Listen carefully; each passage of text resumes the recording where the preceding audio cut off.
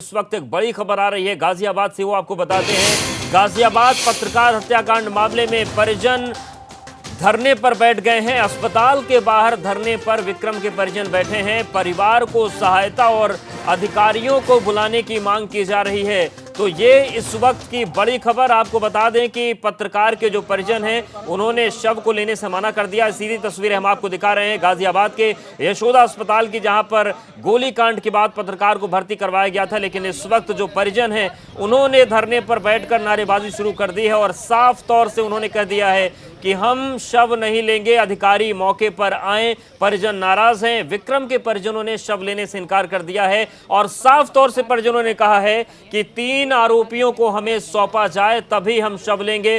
Police अधिकारी परिजनों को मनाने में जुटे हैं, लेकिन सवाल गाजियाबाद में पुलिसिंग पर उठ रहा है। सवाल पूरे उत्तर प्रदेश की कानून व्यवस्था पर उठ रहा है कि आखिर क्या इस पूरे मामले में हो रहा है। राहुल गांधी ने भी ट्वीट करके सीधे तौर पर लिखा है कि राम राज का वादा उत्तर प्रदेश की जनता को किया गया था, लेकिन दिया गया गुंडा राज। कल प्रियंका का भी ट्वीट आया था, जंगल राज उन्होंने बताया था। लेकिन राहुल ने देखिए क्या लिखा है, अपनी भांजी के साथ छेड़छाड़ का विरोध पर पत्रकार विक्रम जोशी की हत्या कर दी गई।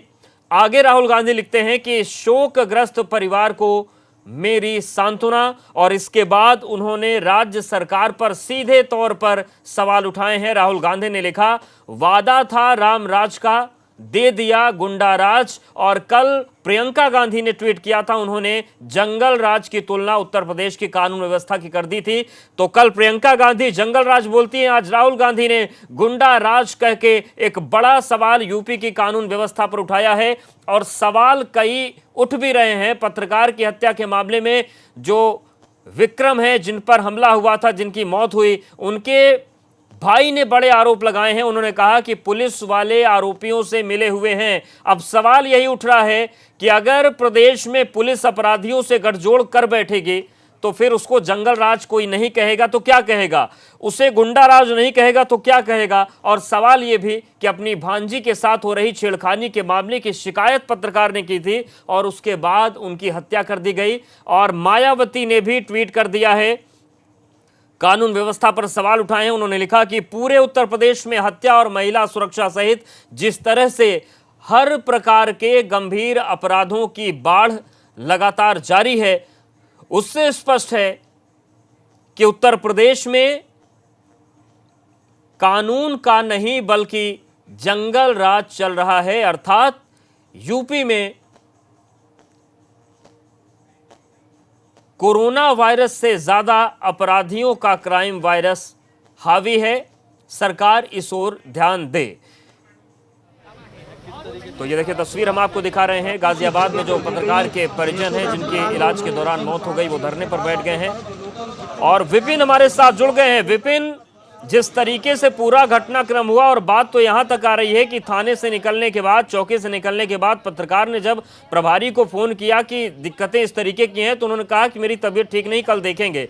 अब जो पूरी तस्वीर बन रही है, क्या कोई अधिकारी परिजनों से मिलने पहुंचा, कोई कुछ कहने की स्थिति में है कि ये क्यों हुआ? जी देखिए, ये युवा पत्रकार था और इसके अलावा मैं बता दूं कि अगर आम आदमी के साथ भी ऐसी घटना होती है तो अधिकारियों का फर्ज बनता है कि वो आए और परिवार को सांत्वना दें।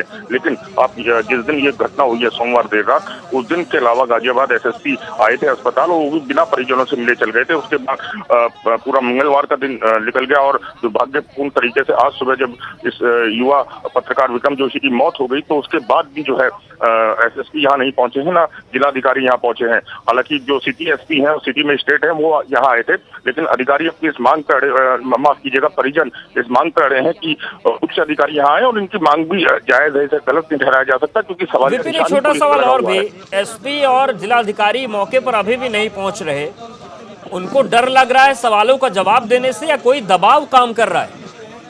जी देखिए, बिल्कुल यहाँ मीडिया है या परिजन है, सबके सवाल हैं, अपने अपने जायज सवाल हैं जिनका जवाब उनको देना है, लेकिन शायद वो इनसे बचना चाह रहे हैं तभी वो यहाँ नहीं पहुंचे हैं।